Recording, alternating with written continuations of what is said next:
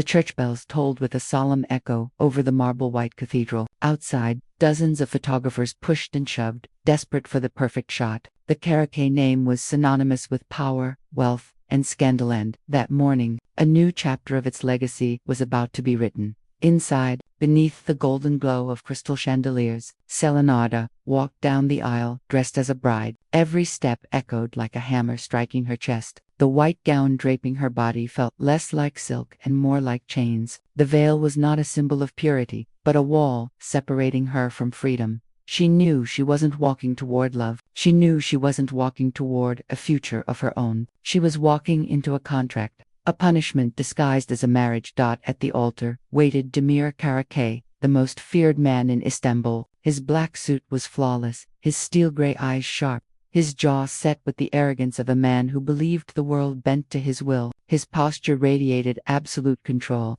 but deep in his eyes flickered something darker, vengeance. When their gazes met, Selen felt a chill pierced her spine. He didn't see her as a wife. He saw her as the trophy of war. Smile, Demir muttered through clenched teeth as she reached his side. You wouldn't want the press to notice you hate this marriage. Selen's lips tightened. You don't need to smile, Demir. Your eyes already drip with poison.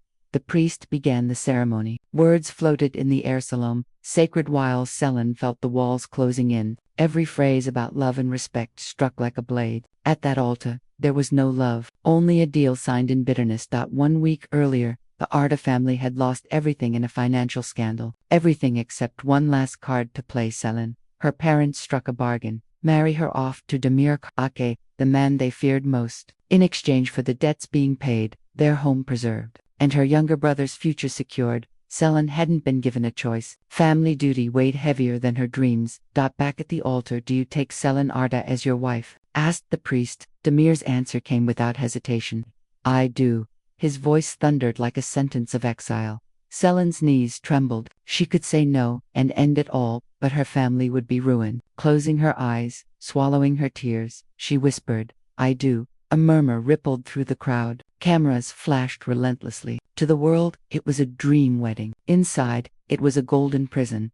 When the priest pronounced them husband and wife, Demir leaned in for the kiss. Selen turned her face at the last second, allowing only a brush of his lips against her cheek. The gesture ignited fury in his gray eyes. The banquet of chains later at the reception, Selen sat stiff beside him. Guests toasted, photographers clicked, but she could hardly breathe. Demir leaned close, his breath brushing her ear as he raised a champagne glass. Today, you belong to me, Selen. This marriage isn't for love, it's for justice, and sooner or later, you'll pay me back for what your family stole. Her heart froze. You may own my name on paper, Demir, but you will never own my soul. He smirked, a dangerous curve of his lips. We'll see, wife, we'll see. As the orchestra played, Selen glanced out the tall windows. Fireworks lit the night sky, dazzling the world outside. But inside her, darkness spread like wildfire. She didn't know how, but one day, she swore she'd have her revenge. When the last guest left, Demir seized her arm, pulling her close. His words sliced through her like ice. Tomorrow, Selen, the real war begins. The dawn at the Karakay mansion carried no warmth. Sunlight streamed through the tall glass windows, but it was a cold, merciless glow that spread across marble floors and walls lined with European art. Everything shone with luxury, yet everything felt like a cage. Selen woke in a room too large for a single soul. The bed was an endless sea of white sheets, but she felt stranded on a lonely island. Her wedding dress lay discarded on the floor. Not a memory of romance, but a testimony of silence, duty, and despair. She dragged herself into the gilded bathroom, gold-plated taps, imported perfumes, towels embroidered with initials that weren't hers. She stared at her reflection in the mirror. Mascara smudged under her eyes, but her gaze burned with something new. I won't let you break me, Demir, she whispered. Breakfast of humiliation when she entered the main dining hall. Demir Karakay was already there, immaculate in a dark suit, a newspaper in one hand, coffee cup in the other. Good morning, wife, he said flatly. Not looking up, Selen sat at the far end of the long table, her spine straight. Don't call me that. Demir finally lifted his eyes, one brow arched. Why not? That's what you are, whether you like it or not. I am not yours. I'm just a contract you bought. The sharpness in her voice made him smile, cruel and amused. Exactly. And like any contract, it comes with conditions. Her fists clenched beneath the table. What conditions? He folded the newspaper and set it aside, locking his gray eyes on hers. First condition: you will be my wife in public, my shadow, my companion, my most precious jewel. You'll smile when I demand it, you'll speak when necessary, and you'll never embarrass me. Her lips curled in sarcasm. And in private, his jaw tightened, but his voice was calm. In private, you can hate me all you want. Her stomach knotted. And if I refuse? Demir sipped his coffee as if discussing the weather. Then, tomorrow, your parents lose their home, and your brother gets expelled from university. The silence between them turned to stone. Selen's throat burned with swallowed tears. Demir Karakay wasn't just a man, he was an elegant executioner. A new stage hours later, he dragged her into a business event in downtown Istanbul. The hall brimmed with men in tailored suits and women in designer gowns. Flashes, microphones, cameras. Everyone wanted a glimpse of the powerful Karakay and his mysterious new bride. Demir gripped her arm firmly. Remember what I said? Smile. Selen shot him a sideways glance, her voice cold. I'd rather bite my tongue. But when they stepped into the spotlight, she did smile. Not for him, but for herself, because she understood something. Every fake smile was a mask that kept her safe. Mr. Karakay, congratulations on your marriage, a reporter shouted. What can you tell us about your wife? Demir slipped an arm around her waist, his voice calm but commanding. She is the most important piece of my life. The crowd clapped, flashes exploded. Selen held her smile, though fury boiled beneath her skin. The clash back at the mansion. Selen ripped her arm away from him. Don't ever touch me like that in front of them again. Demir closed the door behind them, stepping in close until her back hit the wall. His gray eyes burned with a dangerous mix of anger and desire. You are my wife, Selen, and whether you like it or not, the world must believe it. She refused to look away. You can force me to take your name, you can chain me to your side, but you cannot force me to love you. For the briefest moment, Demir's mask cracked, surprise flickered across his face, then he smiled coldly. We'll see. He released her, but his stare promised war. The deck reminder that night Selen secretly called her mother. Are you all right? She asked in a trembling whisper. Yes, darling. Demir paid the debts. We have the house again. And your brother is still at the university, her mother said, relieved. Selen pressed the phone to her ear, her tears silent. Then, it was worth it. But when she hung up, the tears fell freely. Was it truly worth trading her freedom to save her family? An unexpected spark. Days later, they attended another gala. Selen wore a fiery red gown designed by her friend Xochitl, smuggled to her as a quiet act of rebellion. Heads turned as she entered. During the evening, one of Demir's business partners leaned in too close, his hand brushing against her. Demir saw it. In an instant, he was at her side, shoving the man by the collar. Don't you dare look at her like that. The room froze. Guests gawked at the scene. Selen rushed to grab Demir's arm, dragging him away before a scandal erupted. In the car afterward, the silence was suffocating. You had no right to react like that, Selen hissed. I'm your husband, Demir growled. His voice trembled with restrained fury. Don't act like you care, she spat. He said nothing, only gripped the wheel until his knuckles turned white. The threat. That same night, Selen returned to her room. Slipped beneath the door was a sealed envelope. She opened it with shaking hands. Inside was a photo of her and Demir at the gala, with a handwritten note. The Karakays have more enemies than you imagine, and now, so do you. Selen's breath caught in her throat. Her hands trembled. The war she'd been forced into had only just begun. The photograph trembled in Selen's hands. She and Demir, frozen beneath the gala's flashing lights, looked like a perfect couple in the picture. But the words scrawled below, in black ink, sent ice through her veins. The Karakays have more enemies than you imagined, and now, so do you. Her heart pounded like a war drum. Someone had slipped this photo under her door. Someone had been close enough to invade the most guarded mansion in Istanbul. She wasn't just trapped in a marriage. She was being hunted. The next morning, Selen slid the photo across the breakfast table toward Demir. He picked it up with terrifying calm, his gray eyes darkening as he read the note. Where did you find this? His voice was low, dangerous. In my room, Selen answered, her throat tight. Someone left it under my door. Demir crushed the photo in his hand, his jaw flexing. I knew it. Selen's eyes narrowed. Knew what? He finally looked up, his expression unreadable. That marrying you would put a target on your back. Selin's stomach twisted. And you still went through with it. He didn't reply. He tossed the photo onto the table and stormed out of the room, leaving his coffee untouched. Selin's mind raced. Who could have left the note? Demir's cousin, Daniel Carque, always too charming, too attentive. Or Eduardo Ribas, the ruthless businessman Demir had humiliated years ago. The mansion's walls suddenly felt less like protection and more like a trap. That night, Demir took her to a charity ball. Selin wore a black evening gown that clung to her like armor, while Demir radiated cold power in his tuxedo. The journalists swarmed them, shouting questions. Mr. Carriquet, photos with your wife. What a beautiful couple. Selin smiled the false smile she had perfected, but inside, she scanned the crowd. And then she saw it, a camera flash, but not from any of the accredited photographers. A lens glinted from the shadows, fixed on her. Suddenly, the entire ballroom went dark. A single scream cut through the silence. Then, a gunshot cracked like thunder. Chaos erupted. Guests shrieked. Glasses shattered. Security scrambled. Demir reacted instantly. He grabbed Selin's arm and shoved her behind a table draped in linen. Stay down, he ordered, his voice sharp and commanding. Selin's chest heaved, her pulse wild. What is happening? Demir pulled a gun from beneath his jacket, eyes scanning the room. Exactly what I told you. My name is a war, and now you're part of it.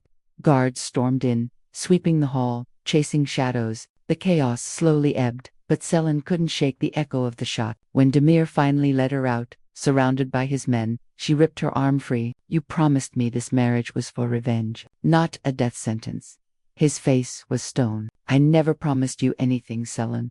Back at the mansion, she lay awake, replaying the gunshot again and again in her head. At midnight, she found Demir in the library, the firelight painting his face in flickering gold. He sat in silence, a glass of whiskey in hand, his shoulders heavy. Selin stepped inside. How many enemies do you have? She demanded. He didn't look up. Enough to fill a cemetery.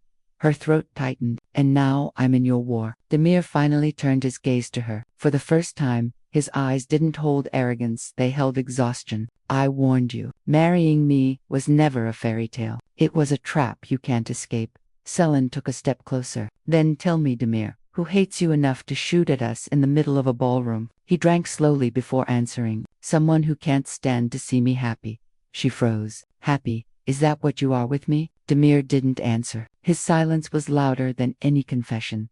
The next morning, a new envelope arrived at the mansion. This time, it was addressed directly to Selin. Her hands shook as she opened it. Inside was a single sentence. Your husband didn't marry you for love. He married you to destroy your family. The paper slipped from her fingers. Her lungs forgot how to breathe. She turned slowly, and there he was. Demir standing in the doorway, his face shadowed, his voice a blade. Now you know the truth.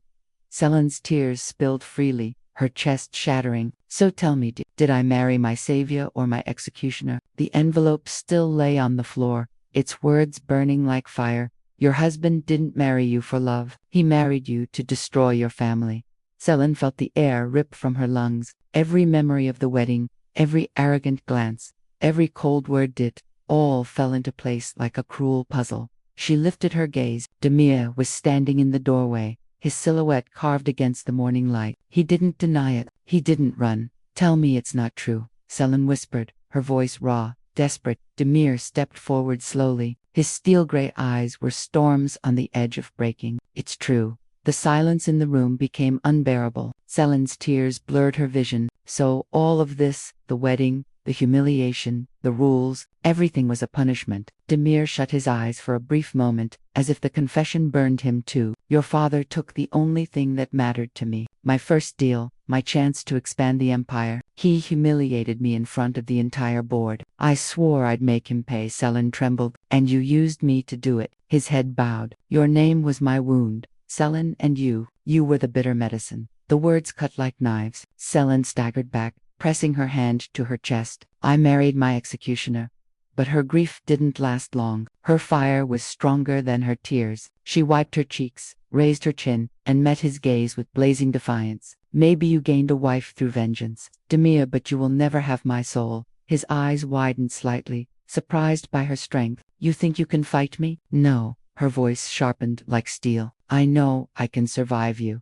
From that day, the Karake mansion became a silent battlefield. Demir imposed rules, appearances, schedules, obligations. Selin countered with frozen stares, fake smiles, and a rebellion that lived in her eyes. At a dinner with international investors, Demir took her hand in front of everyone. "My wife," he declared, "the reason for my success." Selin smiled sweetly, leaning in just enough for only him to hear. "Enjoy your theater. When the curtain falls, you'll be alone." His grip tightened painfully, as if trying to tame the fire he had unleashed. Days later, her friend Xochitl came to visit. Selin clung to her like a lifeline. "You look like a queen trapped in a golden cage," Xochitl gasped. "That's exactly what it is. A cage," Selin admitted, her voice breaking. Xochitl pulled out a sketch of bold, fiery red dress. "If you have to live in his world, do it on your terms. Not as his shadow, but as his equal." Selin touched the paper as though it was hope itself. For the first time, she felt she wasn't fighting alone. That night, when Demir entered her room, he found her by the window, the sketch in hand. "What's that?" he asked. "My future. One where I'm not your punishment," she shot back. Demir shut the door, stepping closer. "You don't understand, Selin. Everything I've done was necessary." "No." She spun toward him, her eyes blazing. "Everything you've done is pride, and your pride is not worth my life." For a moment, the tension between them was unbearable. Demir lifted his hand, not to strike, but to caress her face. She stepped back before his fingers touched her.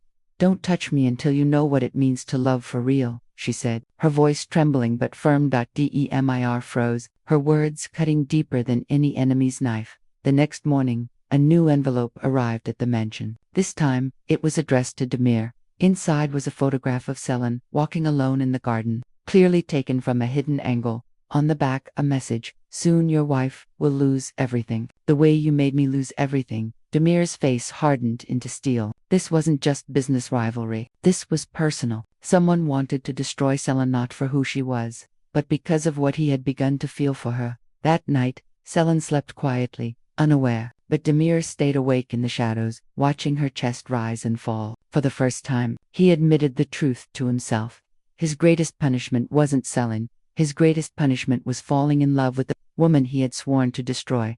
The sunrise painted the Karake mansion in gold, but inside its walls there was no peace. Demir stood in the doorway of their room, watching Selin as she slept. The rhythm of her breath, the softness of her hair against the pillowet, should have been simple, yet nothing about her was simple anymore. He had brought her here out of hate. He had sworn to make her suffer. But now, watching her, he felt the terrifying truth pressing in. His vengeance was cracking, his arrogance was slipping, his heart was betraying him. He left the room before she opened her eyes. Like a thief running from his own emotions, the following days turned into a silent duel. In public, Selin played the perfect wife, smiles, elegance, the touch of her hand on his arm, as if they were in love. In private, every glance was sharp enough to draw blood. One afternoon, in a meeting with investors, Selin shocked the room by answering a difficult question herself. "The future of Karake Holdings is not in speculation," she said firmly. "It's in ethical expansion, in projects that give something back to the community." The entire boardroom fell silent. The investors looked at her, impressed. Even Demir felt an unfamiliar surge of pride as he met her gaze. "She's right," he declared, validating her words. Whispers of approval spread. For the first time, Selin was not just the trophy wife. She was a woman capable of holding an empire in her own hands. That night, at a charity ball, Demir asked her to dance. The entire hall watched as they glided across the floor. Their steps were perfectly in sync, but beneath the grace was a storm. His breath brushed her ear. "You're still my enemy," he whispered. Her eyes locked on his, burning. "And you're still my executioner." Yet neither pulled away. It was a dance of war, and of something dangerously close to passion. Later, back at the mansion, Demir poured himself whiskey in the library, staring at his reflection in the window. His own eyes mocked him. "What's happening to you?" he muttered. "You swore to destroy her, but now you're the one being destroyed." Her strength, her fire, her defiance, she haunted him. He realized with dread that he hadn't just let his enemy into his home. He had let her into his heart. Meanwhile, in her room, Selin scribbled in her notebook, "It's not enough to survive. I have to win back my freedom." She remembered Xochitl's words, "Don't be his shadow, be his equal." Selin decided she couldn't wait for Demir to repent. She would turn the game on him. A few days later, As she left the mansion, Selin found an envelope hidden in her bag. Her blood ran cold as she opened it. Be careful, Selin. Not all enemies wear suits. Some sit at your table. Her mind raced. Daniel, one of the guards, or someone even closer. She tucked the note away. She couldn't trust anyone. That evening, an argument exploded between her and Demir. Stop trying to control me, she shouted. Stop trying to defy me, he roared back. The silence afterward was thick, their breathing ragged. Demir grabbed her arm not with violence, but with desperation. You don't understand, Selin. You're my punishment, and my salvation. Her chest tightened. Then choose Demir. Am I your trophy of hate, or the woman you're afraid to love? He released her abruptly, retreating into the shadows of the hall, as if fleeing from the truth inside him. That night, Selin heard movement in the garden. She rushed to the window. A figure moved among the hedges, cloaked in darkness. Her pulse thundered. It wasn't Demir. It wasn't a guard. It was someone else.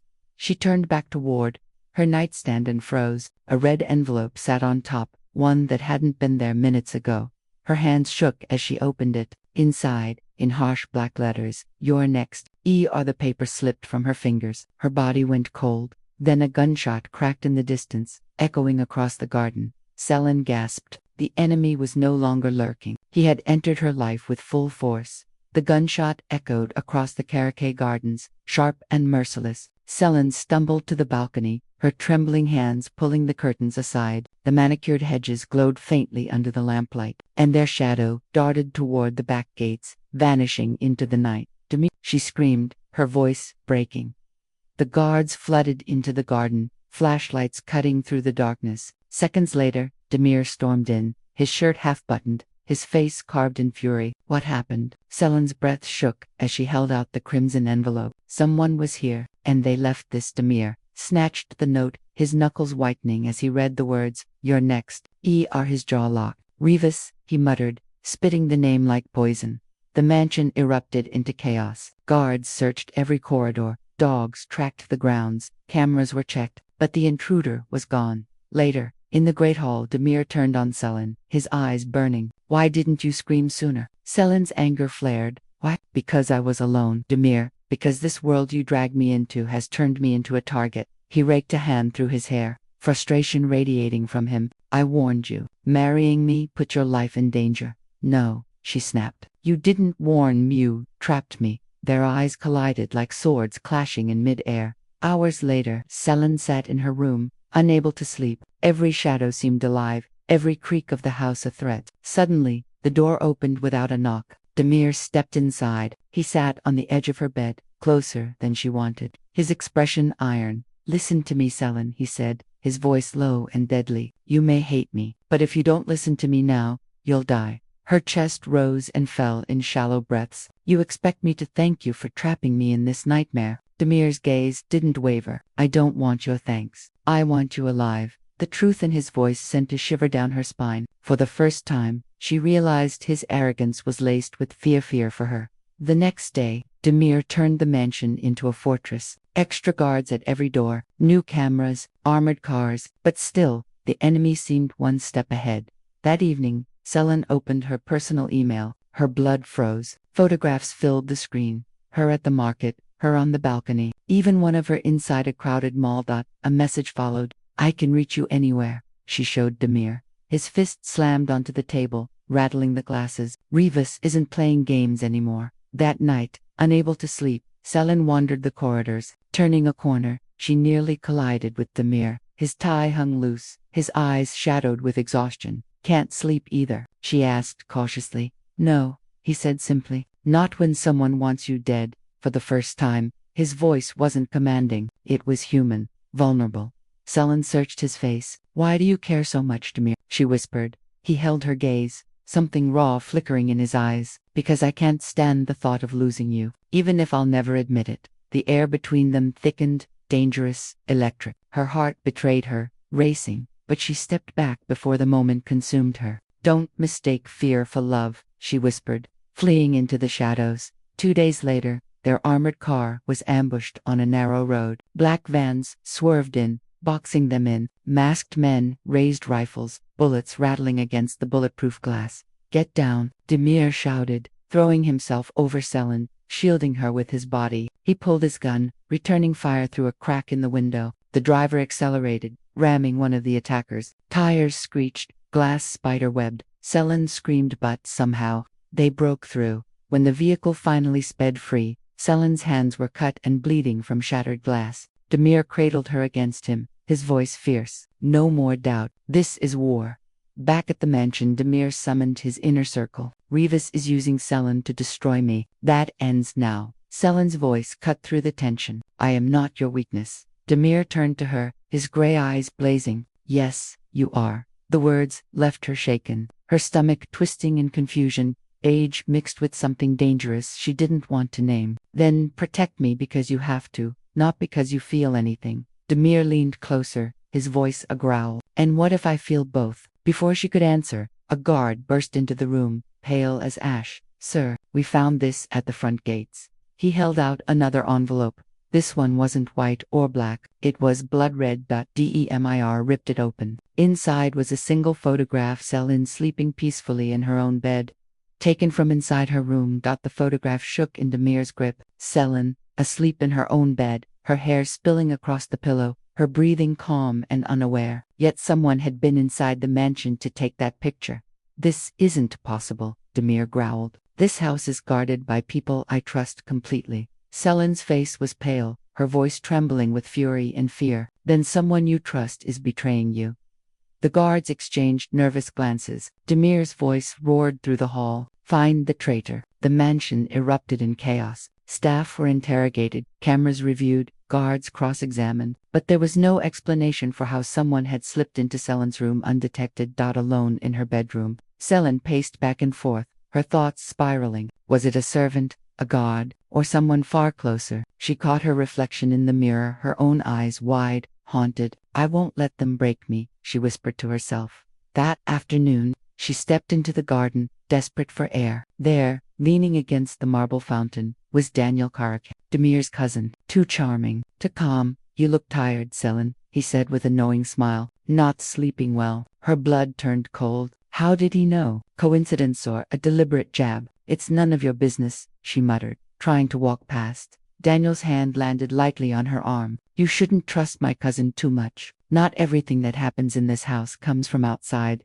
His dark eyes bored into hers, sharp as knives. Selin yanked her arm free and stormed away, but his words burrowed into her chest like poison. That night, Demir entered her room unannounced. She was sitting on the edge of the bed, staring at the crimson envelope. You're afraid, he said flatly. As though diagnosing her, Selin snapped her gaze to him, her voice shaking with fury. What I feel is disgust. Disgust at your world, at your enemies, at your vengeance. Demir stepped closer, his jaw taut. I swear, no one will touch you.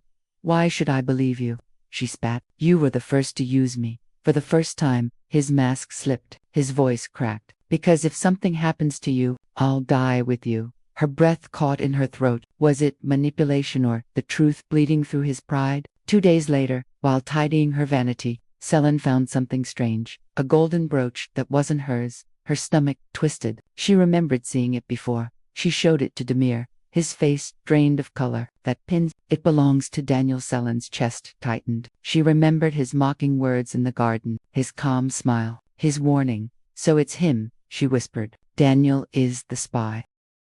Demir's eyes darkened, his fist closing around the brooch until his knuckles went white. If he's working with Rivas, I'll destroy him.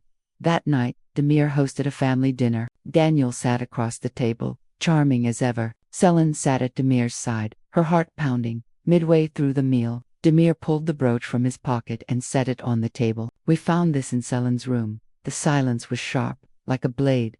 Daniel's lips curled into a cool smile. So, are you accusing me of betrayal, cousin? I'm not accusing, Demir said, his voice low, deadly. I'm giving you the chance to confess.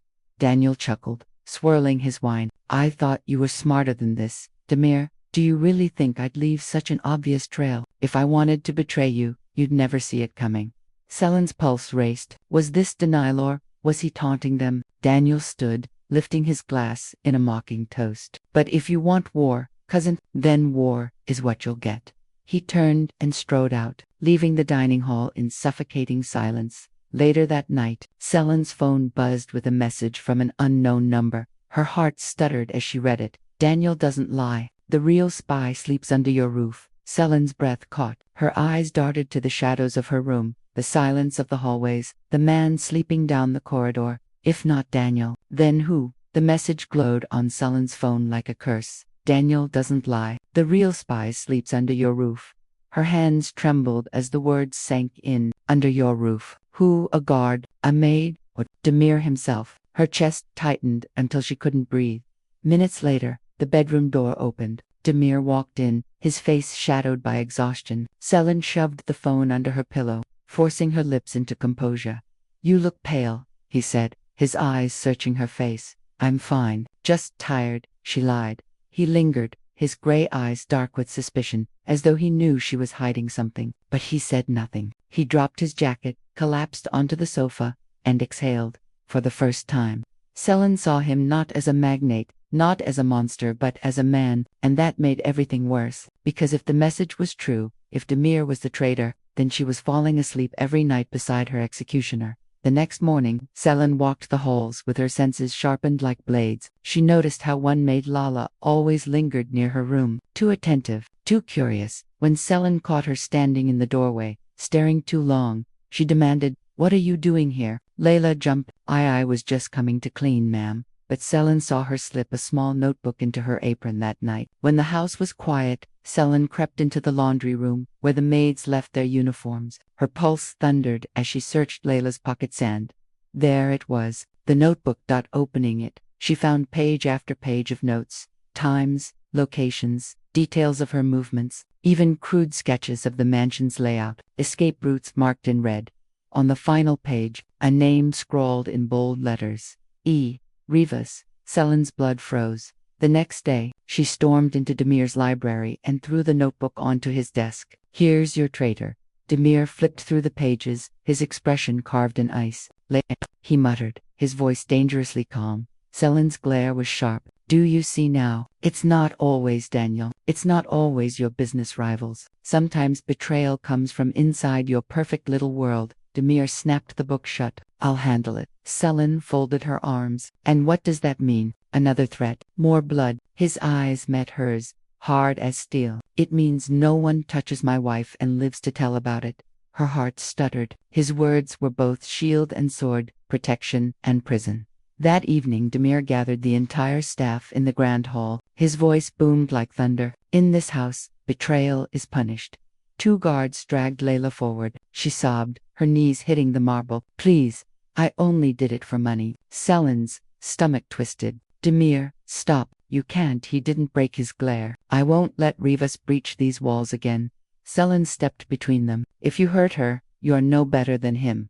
For the first time, Demir hesitated. His jaw clenched, his hand lifted then dropped. Finally, he barked, "Get her out of the city. She will never come back." Selen's knees nearly buckled with relief. But she also knew something chilling. If Demir could have her exiled with a single word, he could do the same to her. That night, Selen found another note on her nightstand. Her heart nearly stopped. "You think it's over, but Layla was only a pawn. The real traitor is still here, closer than you can imagine." Her chest tightened. Her hand trembled as she clutched the paper. She raced down the corridor toward Demir's office. The door was slightly ajar. Inside, she heard his voice, low, sharp, on the phone. "Yes," he was saying, "she doesn't suspect a thing." Selen froze in the shadows, her blood turning to ice. Was he talking about her? Her body went cold as realization clawed at her chest.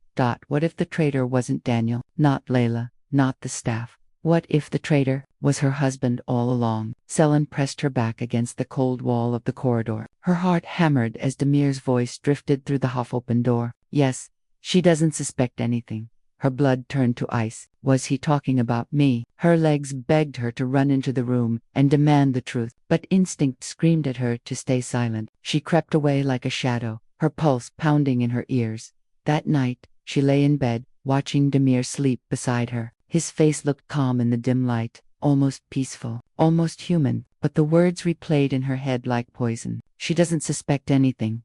What if the anonymous note was right? What if the real traitor wasn't Daniel or Layla, or some nameless guard? What if it was Demir? Sleep evaded her. Every rustle of the sheets, every turn of his body made her jolt with suspicion. By morning, Selin had made a decision. She needed proof. When Demir left for a meeting, she slipped into his office. The scent of leather and tobacco clung to the air. Papers covered the desk, contracts stamped with the Kerem name. But one thing stood out, a digital safe, locked tight. Her heart pounded as she touched the keypad. If secrets existed, they were in there. She tried 3 random codes. Denied. She stepped back just as footsteps echoed down the hall. Selin bolted, her pulse racing, barely escaping before Demir entered. That evening, they attended a diplomatic reception. Demir was flawless in his tuxedo, Selin dazzling in a silver gown. Cameras flashed, reporters called their names. They looked perfect, untouchable. But Selin wasn't fooled. Every smile he gave, every protective hand on her back, only deepened her doubt. A Turkish businessman leaned too close to Selin, complimenting her. Demir stiffened instantly, stepping in front of her. "She's my wife," he said sharply, his voice like a blade. For a moment, Selin's heart fluttered. He sounded protective, almost sincere, but then her doubt returned. Was it protection or possession? Back at the mansion, she couldn't hold it in any longer. "I heard you last night," she blurted. Demir's eyes narrowed. "What exactly did you hear?" "In your office. You said I don't suspect anything. What did you mean?" He stared at her, his gray eyes unreadable. "You were spying on me. Answer me," she demanded. A tense silence filled the room. Then Demir leaned closer, his voice rough. "It wasn't about you. It was about Rivas. We're tracking his every move." Selin's chest rose and fell with shaky breaths. His words were firm, convincing, but was that his greatest weapon? His ability to lie without blinking. She wanted to believe him. She almost did, but the doubt burned too deep. That night, unable to sleep, she stepped into the garden. The wind howled through the trees, and then from the shadows a figure emerged. A man in a hood, his face hidden. "Selin," he whispered. "Don't trust Demir." Her breath caught. "Who are you?" The stranger tossed a thick envelope at her feet, then disappeared into the night before the guards arrived. With trembling hands, Selin opened it. Inside were photographs, dozens of them. Each one showed Demir. Demir shaking hands with Eduardo Rivas. Demir signing documents. Demir smiling, raising a glass of wine with the man who wanted her dead. Selin's stomach dropped. Her vision blurred. Back in her room, she locked the door and spread the photos on the bed. Her fingers shook as she traced Demir's face in each one. He wasn't fighting Rivas. He was with him. Her world collapsed. The husband she hated, the man who claimed to protect her, was the same man standing beside her enemy. The door creaked open. Demir entered quietly, his expression unreadable. His eyes flicked to the photos scattered across the bed. His voice was low, heavy, final. "So, now you know." Selin clutched the photographs to her chest as if they were knives. Every image screamed betrayal. Demir shaking Rivas's hand. Demir signing papers. Demir smiling beside the man who wanted her dead. Her tears burned hot. "How long?" she demanded, her voice breaking. "How long have you been lying to me?" "Since the wedding, since the first night you chained me here." Demir stepped forward, his gray eyes shadowed. "It's not what it looks like. Don't you dare lie to me," Selin cried, hurling the photos at him. They scattered across the floor like shattered glass. "I saw it with my own eyes. You, my husband, standing with the man who tried to kill me. Was this your plan all along? To marry me, punish me, and then hand me over to Rivas?" Demir's jaw clenched. He bent down, picked up a photo, and stared at it with a haunted expression. "These pictures are real," he admitted. Selin staggered back, her breath catching. "Then it's true." His voice thundered, sharp and raw. "But they don't mean what you think." Her chest rose and fell, rage boiling. "Then explain. Tell me why you betrayed me, Demir." He closed his eyes, and for the first time, his voice cracked with something other than pride. "Because it was the only way to keep you alive." Selin froze. "What?" "I made a deal with Rivas," Demir said, his voice low. "Not because I trusted him, because he wanted you dead. I pretended to work with him so I could stay close, so I could anticipate his moves before he made them. It was the only way to protect you." Her lips parted in disbelief. "Protect me? By making me think you were the monster? By making me hate you?" Demir's gaze locked onto hers, tortured. "Better that you hate me and live, than love me and die." Selin's knees buckled. She fell to the floor, sobs shaking her chest. Her world had been built on lies, yet beneath the lies was a truth more devastating than any of them. Demir knelt in front of her, cupping her face with trembling hands. Hate me if you must. Curse me, but don't doubt this. I will never let him touch you. In his eyes, she saw no arrogance, no vengeance, only a man broken by the war between love and pride. Days later, the war with Rivas reached its peak. He unleashed accusations, forged documents, media scandals aimed at destroying Karakay Holdings. The empire trembled. In the boardroom, Demir faced his directors, his voice sharp. Rivas will not win. The doors opened. Selin walked in, radiant in a white suit, her eyes burning with fire. Then, let's fight together. Gasps rippled through the room. The directors whispered, stunned by her presence. Selin laid out evidence: Layla's notebook, hidden contracts, forged documents all tying Rivas to corruption and money laundering. The press devoured the story. Overnight, Rivas fell from hunter to hunted. In his office, Demir squeezed Selin's hand under the table. We won because of you. She shook her head, her voice steady. We didn't win, we survived. That night, on the mansion balcony, Selin breathed in the night air. Demir joined her, standing a step behind as if afraid to get too close. I know you can't forgive me, he said quietly. Maybe you never will, but if you walk away, I'll understand. Selin turned, her eyes glistening. I don't want to be your prisoner, Demir. I want to be your equal. For the first time, his voice broke completely. Then stay, not as my punishment. Stay as my queen. Her breath hitched. She searched his face, the man she had hated, feared, fought, the man who had broken her and then rebuilt her fire. And for the first time, she saw not the executioner, but the man who had been destroyed by his own love. Weeks later, the headlines blazed. Eduardo Rivas disappears after scandal. International fugitive suspected. But far away, on a foreign dock, a man lit a cigarette, his eyes cold as the sea. Eduardo Rivas smirked into the horizon. The game, he whispered, is just beginning. End of the novel, Marriage for Revenge.